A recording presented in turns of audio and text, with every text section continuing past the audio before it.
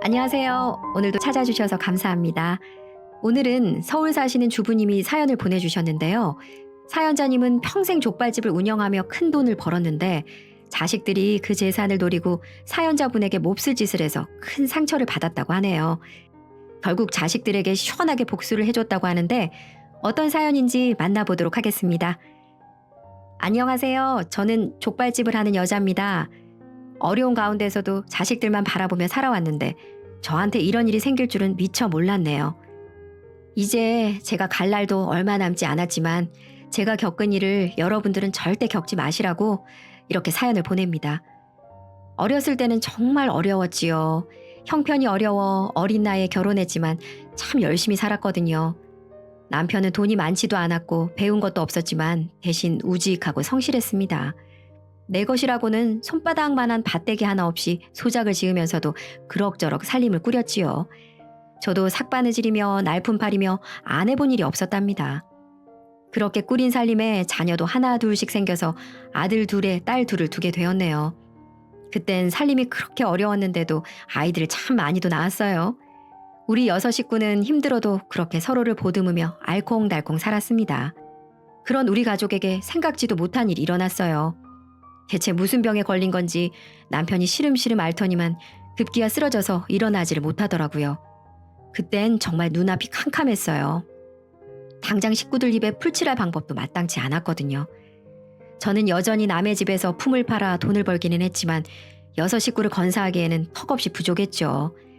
그래서 무작정 솥과 재료 몇 가지만 사서 노상에 펼쳐놓고 음식을 팔기 시작했습니다. 처음엔 일꾼들을 상대로 국수를 팔았는데 아무래도 값이 싸다 보니 돈이 되질 않더라고요. 그래서 마음을 바꿔서 술안주로 족발을 팔기로 했죠. 잔칫집에서 품을 팔며 눈대중으로 배워서 제법 자신이 있었거든요. 당시에는 족발이 생소한 음식이었지만 조금씩 맛있다는 소문이 나면서 장사가 커지기 시작하더라고요. 그렇게 처음엔 노점에서 시작한 식당이 작은 가게로 그리고 다시 연이은 확장에 확장을 거쳐 지금은 제 소유의 5층 건물 1층 전체를 쓸 만큼 커졌어요. 그렇게 억척스럽게 사는 동안 남편은 제 곁을 떠났고요. 그때 제 나이가 42살이었으니 남편은 10년 넘게 누워만 있다가 떠났네요. 다행히 아빠 없이도 아이들은 구김살 없이 잘 자라주었습니다. 큰아들은 제가 혼자 일하는 게 안타깝다며 그러지 말라는데도 거의 매일 가게에 나와 일을 도와주었어요. 그동안 둘째 딸은 집안에서 나머지 동생들을 돌봤고요. 그렇게 먹고 살자고 시작한 족발집이 이제는 맛집으로 소문이 나서 제법 유명해졌어요. 요즘은 인터넷 시대잖아요. 굳이 뭘 하지 않아도 다들 어떻게 알고들 찾아오시는지 우리 집은 항상 문전성실합니다. 하지만 날이 갈수록 장사가 잘 되고 일이 바빠질수록 허무함이 밀려오더군요. 어느 순간 정신을 차리고 보니 좋은 시절은 다 지나갔고 아들, 딸들은 모두 출가해서 집에 돌아오면 마음 한구석이 허전해지는 거예요. 가끔 찾아오는 손자, 손녀들이 그렇게 예쁠 수가 없지만 모두 다 떠나고 나면 허전함은 배가 되었지요. 이제 장사를 그만둘 때가 되었다는 생각이 들기 시작하는 거예요. 그래서 점점 일을 줄이기 시작했고요. 족발이야 여전히 제가 삶지만 나머지 일은 사람들에게 나눠주었어요. 하지만 아무리 일을 나눠줘도 제 장사인 만큼 제가 직접 해야 할 일은 여전히 많았고 저는 별로 한가해지지 않더라고요. 주변 사람들의 이야기를 들어보면 아이들 출가시키고 여유가 있는 사람들은 제주도에 가네, 해외에 가네 하며 놀러 다니기도 하고 무슨 취미생활도 많이들 하던데 저는 도무지 그럴 수가 없더라고요. 저야 이제껏 해온 게 장사밖에 없었고 이미 나이도 많아서 그럴 기력까지는 없었지만 그래도 이제는 다 내려놓고 그냥 쉬기라도 하고 싶었습니다. 그래서 자식들을 모아 장사를 접겠다는 이야기를 꺼냈죠. 그래요. 어머니 그동안 고생만 하셨는데 이제 다 정리하고 쉬셔야죠. 그래 엄마 나이 벌써 80이야. 그전부터 좀 쉬라고 그렇게 말씀드려도 들은 척도 안 하시더니만 잘 생각했어. 큰아들과 큰딸은 제가 일을 그만두겠다고 하자 적극 찬성하더군요. 그런데 그럼 가게는 누가 물려받는 거예요? 셋째 아들이 말을 꺼내자 묘한 긴장감이 돌기 시작하더군요. 사실 장사를 접겠다고는 했지만 가게를 팔거나 할 생각은 아니었거든요. 누군가에게는 고작해야 족발집이겠지만 지난 50년간 우리 가족을 먹고 살게 해준 고마운 곳인데 제가 일하기 싫다고 그냥 팔 마음은 없었거든요. 그래서 고민 끝에 제 나름대로 막내딸에게 물려주기로 마음을 먹고 있었어요. 다들 출가해서 잘 살고 있다고는 했지만 형제들 중에서 막내는 여러모로 많이 처지는 게 사실이었어요. 평범한 회사원이던 남편이 교통사고를 당해 장애를 입고 막내딸 혼자 살림을 꾸려가는 모습이 마치 젊은 시절의 제 모습 같아서 애처롭기도 했고요. 그런데 다른 자식들의 생각은 달랐습니다. 나는 막내에게 가게를 물려주면 어떨까 싶구나. 너희들도 알다시피 너희들 중에서 막내가 제일 어렵지 않니? 너희들은 이거 아니더라도 먹고 살만하니까 가게는 막내에게 주자꾸나. 그러자 다른 자식들이 크게 화를 냈습니다. 그게 무슨 말씀이세요? 어머니, 가게 일은 제가 제일 많이 도와드렸잖아요. 다른 건 몰라도 가게 운영은 제가 제일 잘한다고요. 당연히 제가 해야죠. 어렸을 때부터 항상 식당에 나와 일손을 거들던 큰아들이 버럭 소리를 지르더군요. 그러자 나머지 아이들도 득달같이 들고 일어나기 시작하더군요. 그게 무슨 말이야, 오빠. 엄마랑 오빠가 식당에 가 있는 동안 집안 살림은 누가 다 했는데 나 아니었으면 우리 가족이 이렇게 살 수 있을 것 같아?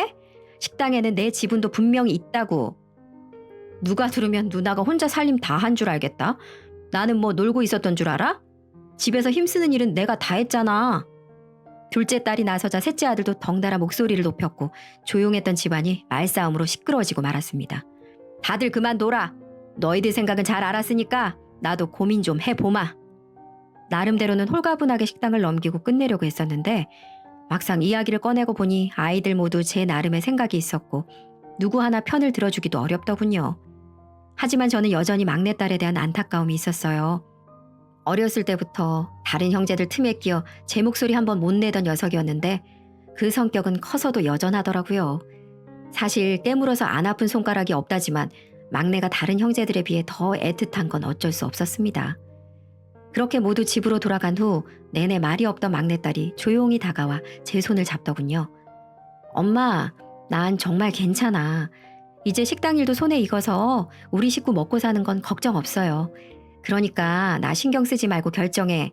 괜히 나 때문에 엄마 걱정하는 거 싫단 말이야. 참, 누가 누굴 걱정하는 건지. 녀석은 자기 식구는 자기가 알아서 다 할 수 있다며 제 손을 꼭 잡아주고 가더라고요. 어렸을 때부터 막내는 말수는 적었지만 제일 살가웠습니다. 특별히 뭘 한 건 아니었어요. 종일 고된 식당 일을 마치고 집에 돌아와 잠시 앉아있으면 어느새 옆에 앉아 손을 잡아주는 그런 아이였지요. 그래서 더 정이 가고 애틋한 건지도 모르지만요. 어쨌든 그 일이 있고 난 뒤로 정말 많이 고민했습니다. 심정적으로는 막내에게 가게를 물려주고 싶었지만 다른 아이들의 반발이 너무 심했거든요. 다들 제 밥벌이는 한다고 하지만 누구 하나에게 몰아주는 것도 좀 그렇기도 했고요. 무엇보다 이전까지는 나름대로 화목했던 가족이고 형제였는데 고작 이 식당 하나 때문에 우애가 상하는 모습을 더 보고 싶지 않았거든요. 그래서 결정을 내리고는 자식들을 다시 집으로 불러 모았죠. 식당은 처분하기로 했다. 아무리 생각해도 내가 식당 일을 더 할 수는 없을 것 같고 누구 하나한테 물려주는 것도 그러니까 그냥 처분해서 공평하게 나눠주마. 하지만 그것도 쉽지는 않더군요. 자식들은 식당을 처분한다는 말에 더 발끈했습니다. 어머니, 한참 잘 되는 식당을 왜 팔아요? 식당 팔아봤자 몇 푼 나오지도 않는다고요. 그건 큰형 말이 맞아요. 이대로 식당을 넘기는 것보다 저희가 운영하는 게 몇 배는 남아요. 그럼 대체 날더러 어쩌라는 말이냐? 내 나이가 벌써 80이 넘었어. 족발 삶는 것도 힘에 부치는데 계속 이 식당을 하라는 말이냐? 누가 엄마더러 일 계속하래? 식당은 물려주고 엄마는 푹 쉬라니까. 누구한테 물려줘? 막내한테 물려준다고 했더니 그 난리를 쳐놓고선. 어머니, 가게 일은 제가 제일 잘할 수 있다니까요. 저한테 물려주시면 되잖아요. 제가 식당 물려받으면 나머지 형제는 잘 알아서 제가 돌볼게요. 어머, 큰오빠, 그게 무슨 말이야? 알짜는 오빠가 다 가져가고 우리한테는 콩고물이나 주겠다 이 뜻이야? 형은 식당 아니어도 잘 살잖아. 누나도 잘난 매형 덕에 떵떵거리며 사는 사람이 왜 어머니 식당에 욕심을 내? 어머니 식당은 나 같은 월급쟁이가 받는 게 맞지. 집안은 또다시 소란스러워졌습니다. 그전에는 서로 위하고 사이좋게 지내는 것 같던 아이들이 식당 이야기가 나오니까 자신이 가져야 한다며 서로를 욕하더군요. 그때의 기분이란 참... 다들 간둬라. 그깟 식당이 뭐라고 이 난리냐. 다 필요 없어. 식당은 당장 팔고 돈은 공평하게 나눠주마. 어머니! 아이들은 몹시 흥분해서 그러면 안 된다고 소리치더군요. 그렇게 한참을 목소리를 높여가며 결론 없는 이야기가 오가다가 큰아들이 나섰습니다. 어머니, 말씀드린 대로 이대로 가게를 팔기에는 너무 아까워요. 대신 이렇게 해보시면 어때요? 큰아들이 내놓은 방법은 이랬어요. 앞으로 식당을 끌고 나가려면 가장 잘 운영하는 사람이 물려받는 게 맞는데 그걸 우리끼리 판단할 게 아니라 손님들에게 물어보자는 것이었죠. 각자 한 달씩 돌아가면서 가게를 운영하고 그동안 손님들의 평가를 비교해서 판단하자는 거죠. 그거 좋네요. 저도 형 말에 찬성합니다. 저도 찬성이에요, 엄마. 그렇게 형제들은 각자 한 달씩 가게를 맡아 운영한 뒤 식당 게시판에 손님들의 평가를 모아 결정하기로 했어요. 다들 한 달씩 시간을 내기가 쉽지 않았을 텐데도 자리를 지키며 열심히 식당을 운영하더군요. 그렇게 넉 달이 지나고 게시판에 올라온 손님들의 평가를 모아 다시 가족회의를 열었어요. 다들 수고 많았다. 여기 평가표가 있으니 바꿔라. 저는 손님들의 평가를 모은 종이를 각자에게 나눠주었어요. 사실 이 일은 처음부터 어느 정도 결과가 정해져 있었는데요. 형제들 중에서 큰아들이 가장 많이 식당에 나와 일을 도왔거든요. 다들 보다시피 큰아이가 평가가 제일 좋구나. 그러니 식당은 큰아이에게 물려주마. 처음부터 큰아들에게 유리한 일이었지만 다른 형제들 모두 흔쾌히 찬성했기 때문에 결과가 나왔을 때는 아무 말도 하지 못하더라고요. 그렇게 식당은 큰아들이 맡게 되었답니다. 처음에는 저도 별로 걱정하지도 않았어요. 큰아들이야 워낙 식당 일을 오래 도와서 알아서 잘할 거라고 생각했거든요. 하지만 그건 제 착각이었답니다. 식당 일이라는 게 별것 아닌 것 같아도 제대로 하려면 신경 써야 할 곳이 한두 가지가 아니거든요. 사람 입에 들어가는 음식을 취급하는 곳이다 보니 항상 깨끗해야 하고 또 음식 맛을 일정하게 유지하는 것도 쉬운 일은 아니지요. 거기다가 오는 손님 한 분 한 분 각별하게 신경 쓰지 않으면 서비스가 엉망이라는 둥, 장사가 잘 된다더니 배가 불렀다는 둥 말 나오기 십상이거든요. 그래서 지금까지는 제가 늘 여기저기 돌아다니며 신경 쓰고 잔소리도 해가면서 식당을 꾸려왔는데 큰아들이 식당을 맡고 나서는 전혀 관리가 안 되더라고요. 그래서 결국 참다 큰아들 내외를 불러서 한마디 했습니다. 얘야, 대체 식당 관리를 어떻게 하는 거냐? 주방은 너저분하고 음식 맛은 들쭉날쭉. 지난번에는 20년 단골 손님이 맛이 왜 이렇게 변했냐며 한마디 하시더라.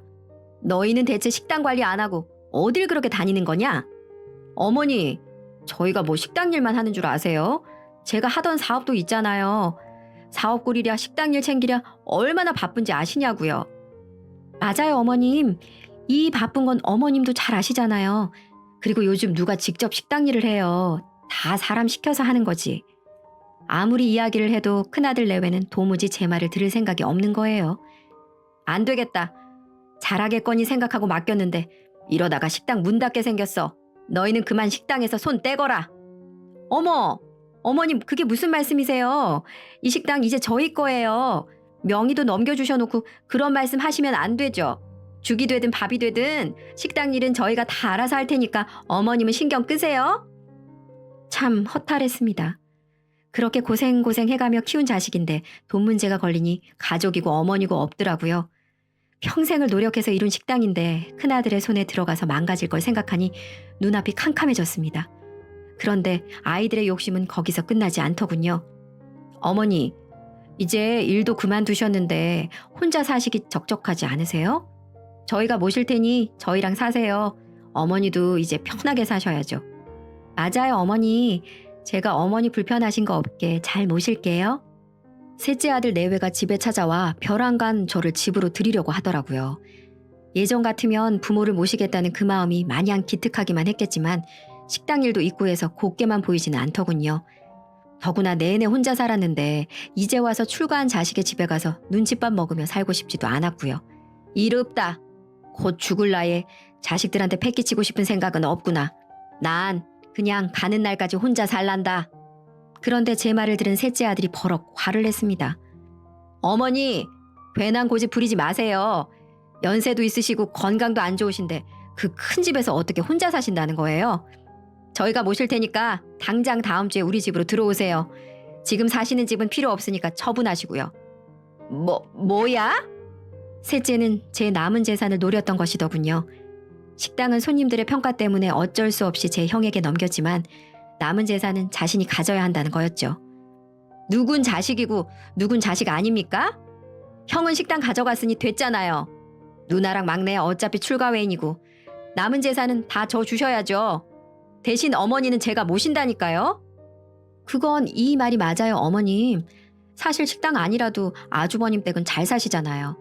그런 집에 식당을 물려주셨으니 남은 재산은 저희 주시는 게 맞죠? 그 말을 들었을 때는 정말 가슴이 미어지는 것 같았어요. 아이들 키우며 울고 웃었던 지난 세월이 그렇게 허무할 수가 없더라고요. 그렇게 셋째 아들 내외가 다녀간 뒤로 저는 며칠을 끙끙 앓아누웠습니다. 그러던 어느 날 막내가 찾아왔더군요. 엄마, 괜찮아? 어디가 얼마나 아픈데? 병원은 가봤어? 애처로운 눈으로 바라보는 막내를 보자 울컥했습니다. 재산 이야기라면 득달같이 달려들던 놈들이 아프다는 소리에는 들은 척도 하지 않았지만 조금 어리숙해도 살가운 막내는 다른 이야기 없이 제 걱정만 하더라고요. 그 모습을 보니 다른 녀석들이 더 괘씸하게 느껴졌습니다. 이대로는 안 되겠다는 생각이 들더라고요. 그래서 막내가 다녀간 뒤로 자리를 털고 일어났습니다. 제가 자리에서 일어났다는 사실을 알게 되자 다른 형제들이 득달같이 달려들더군요. 남은 재산은 자신에게 달라며 셋째 내외가 나섰고 거기다가 이미 식당을 물려받은 첫째, 그리고 자신은 자식도 아니냐며 달려드는 둘째 딸까지 참 제 자식들이지만 무슨 늑대 마냥 재산을 노리고 시도 때도 없이 집에 찾아왔답니다. 결국 저는 80이 넘은 나이에 자식들을 점차 멀리하게 되었고요. 전화가 와도 잘 받지 않았고 집으로 찾아와도 돌려보냈거든요. 얼굴을 마주치며 한다는 소리가 늘 남은 재산은 제게 주세요 하는 것뿐이었으니까요. 그러던 어느 날 막내딸에게서 전화가 왔어요. 저는 이미 지칠 대로 지쳐있던 터라 돈 이야기는 전혀 하지 않은 막내딸의 전화도 영 껄끄럽더라고요. 무슨 일이냐? 설마 너도 돈 달라는 얘기냐? 엄마는 내가 언제 엄마한테 돈 달라는 얘기한 적 있어? 그거야 모르지. 요즘 네 언니 오빠들 죄에다 눈만 뜨면 돈 얘기뿐이잖냐. 치, 엄마는 그런 거 아니야. 엄마 건강은 어떤지 물어보려고 전화한 거야. 막내는 다른 이야기 없이 그저 요즘 제 건강은 어떤지 먹고 싶은 건 없는지만 묻더군요. 아휴, 그래도 4명 중에 하나는 제대로 키웠구나 하고 조금은 위안이 되었습니다. 그러던 어느 날 큰아들에게서 전화가 와서는 이번 주말에 식구들끼리 다 같이 1박 2일로 나들이를 가면 어떻겠냐고 제안을 하더군요. 그동안 너무 죄송했다면서 말이죠. 사실 마음 같아서는 꼴도 보기 싫었지만 부모 자식 간에 그럴 수가 있나요? 그래서 정말 오랜만에 식구들이 다 같이 모여 강원도로 나들이를 나서게 되었습니다. 처음에는 또 무슨 수작을 부리려는 건지 싶어 시큰둥했는데 막상 자식들 내외가 모두 모여 밖으로 나오니 즐겁더군요. 한창 아이들을 키울 때는 식당 일 때문에 어디 놀러 가는 것도 쉬운 일이 아니었는데 이렇게 80 넘은 지금에서야 모였다는 생각에 조금 서글프기도 했고요. 어쨌든 다 같이 둘러앉아 맛있는 음식도 먹고 좋은 구경도 하면서 나들이를 즐겼답니다. 그런데 그날 저녁, 어머니, 저희랑 같이 산책이나 하실래요? 형, 나도 같이 가. 어머니, 같이 바람이나 쐬시죠. 눈치를 보니 큰아들과 셋째 아들이 뭔가 할 말이 있는 것 같더라고요. 마침 잘 됐다 싶어서 함께 숙소를 나섰죠. 그런데 이상하게 아들들과 길을 걷고 있는데 느낌이 쎄하더라고요. 마치 아들들이 제게 큰 죄를 지은 것 마냥 제 눈을 똑바로 쳐다보지도 못했고 셋째 녀석은 무슨 일인지 눈물을 글썽이고 있더군요. 그리고 전 얼마 후에 왜 아들들이 제게 눈물을 흘리며 제 눈을 똑바로 쳐다보지 못했는지 알 수 있었어요. 왜 시골에 가면 자그마한 버스 정류소 같은 게 있는 거 다들 아실 거예요. 거기에 무슨 흰색 봉고차 같은 게 라이트를 켜고 정차 있더라고요. 전 그때까지도 어리둥절해 있었죠. 그때 첫째와 셋째는 제게 충격적인 말을 하더라고요. 어머니, 아니 엄마 정말 미안해요. 이 불효는 평생 가슴에 안고 살게요. 하며 뒤도 안 보고는 저와 같이 왔던 길을 쏜살같이 도망가듯 달려가더군요. 민서가, 민수야, 이 애미 놔두고 어딜 그렇게 가니? 이 애미 눈도 잘 안 보여서 어둡고 잘 보이지도 않는데 어딜 그렇게 가냐고 이놈들아. 장난치지 말고 어서 와서 이 애미 피곤하니까 숙소 가서 자야겠구나 라고 큰 소리로 외쳤어요. 시골이라 그런지 저의 울부짖음은 메아리가 치듯 쩡쩡 울렸어요. 하지만 아들들은 그렇게 조금씩 사라진 후 종적을 감췄습니다. 근데 바로 그때였어요. 그렇게 고개만 푹 숙이고 한탄만 하고 있을 때쯤 누군가가 제게 다가오더니 악마 같은 목소리가 들려오는 겁니다. 할머니, 저희가 모시고 가서 재워드릴게요. 저희랑 가시죠. 하며 제 입을 막더니 강제로 그 흰색 차에 태우더니 무슨 마취제 같은 걸 투약한지 몰라도 전 그 자리에서 바로 의식을 잃어버렸어요. 있는 힘껏 발버둥도 쳐봤지만 80 넘은 노인이 건장한 남자 2명을 감당해내기엔 힘이 너무 붙이더군요. 그렇게 시간이 흐르고 눈을 떠보니까 작은 병실 같은 곳에 제가 침대에 누워있더군요. 옷은 무슨 환자복 같은 걸로 입혀진 상태였고요. 거기는 독방이었고 문은 철문으로 닫혀진 상태였고 그 흔한 창문조차 있지 않은 공간이었습니다. 흔히들 창살 없는 감옥이라는 표현들 많이 쓰잖아요. 근데 정말 그 표현이 딱 어울릴 만한 곳이었어요. 그리고 1시간쯤 지나니까 어떤 건장한 남자가 들어오더군요. 할머니, 잠은 잘 잤수? 많이 놀라셨죠? 그래도 어쩌겠어요. 할머니가 자식들 잘못 키워서 여기까지 오게 됐는데 누굴 탓해요. 그래서 자식들을 왜 오냐오냐 키우셨어요. 아유, 그러니까 말년에 이런 꼴 당한 거 아니겠어요. 여기가 어딘지 궁금하죠? 여기는 정신병원이에요. 당신 같은 바보 같은 사람들 불법적으로 가둬둔 곳이라고요. 당신 아들들이 그럽디다. 여길 어떻게 알았는지 모르겠지만 우리한테 전화해서는 자기 어머니 여기에 가뒀다가 죽게 놔두면 1억 준다고요. 여기 병원에 그런 사람들 수두룩해요. 여기 있는 사람들 한 달에 몇 명씩 저 세상 하늘나라로 가는지 아세요? 그만큼 세상이 빡빡해졌어요. 요즘 세상엔 자식과 부모 그런 관계 지난 지 오래라고요. 다 자기들이 힘들면 부모도 버리고 자식도 버리고 그런 세상이라고요. 아시겠어요? 라며 제게 믿기 힘든 진실을 말해주는데 너무나 서럽고 억울해서 한없이 눈물만 나오더군요. 내가 이러려고 애들을 힘들게 키웠나? 그놈의 돈이 뭐길래 가만히 있으면 알아서 저 세상 갈 것을. 정말이지 하늘도 무심하고 그냥 바로 이 자리에서 생을 마감하고 싶었습니다. 그날 이후 전 정말 지옥 같은 시간을 보냈어요. 하루에 아침, 점심, 저녁 중에 아침만 챙겨주더군요. 그리고 무슨 약인지는 모르겠지만 그걸 먹지 않으면 건장한 남자들이 찾아와 욕설을 하고 위협을 주었고요. 어쩔 수 없이 먹을 수밖에 없었습니다. 너무 무서웠어요. 그렇게 2달 정도 흐르니까 약 기운 때문이었는지 어느 날부터 힘이 없고 입맛도 없어지고 하더라고요. 그러다 보니 자연스레 하루에 한 끼 주는 식사도 거르게 됐습니다. 정말 이렇게 죽는구나 싶었죠. 그때 어디선가 목소리가 들려오는 거예요. 할머니, 왜 식사 안 하세요? 벌써 이틀째 굶으셨어요. 그래도 버틸 때까진 버텨보셔야죠. 그 사람은 바로 하루에 한 번씩 음식을 갖다 주는 급식 남자 직원이었어요. 아휴, 제가 이 상황인데 밥을 먹으면 뭘 해요? 삶의 의지도 없고 그냥 놓고 가세요. 그리고 창틀에 가려서 몇 살인지 모르겠는데 그쪽 분은 부모님한테 잘하세요. 지금껏 참 열심히 살았다고 생각했는데 마지막을 이렇게 보내고 있으니 씁쓸하네요. 첫째 아들이 엄마 엄마 하고 부르던 개구쟁이 같은 모습이 엊그제 같고 다른 자식들과 한 밥상에서 웃으며 밥 먹던 모습이 요즘 자꾸 생각나네요. 제가 인생을 잘못 살아와서 하늘에서 제게 큰 벌을 준 거겠죠. 그래서 요즘 그걸 받아들이려고 밥도 안 먹고 이렇게 보내고 있어요. 그러니까 나 신경 쓰지 말고 일 보세요. 라고 했는데 그런데 그 소리를 들은 그 직원은 잠시만 있어 보라고 하더니 20분 정도 지나서 다시 오더라고요.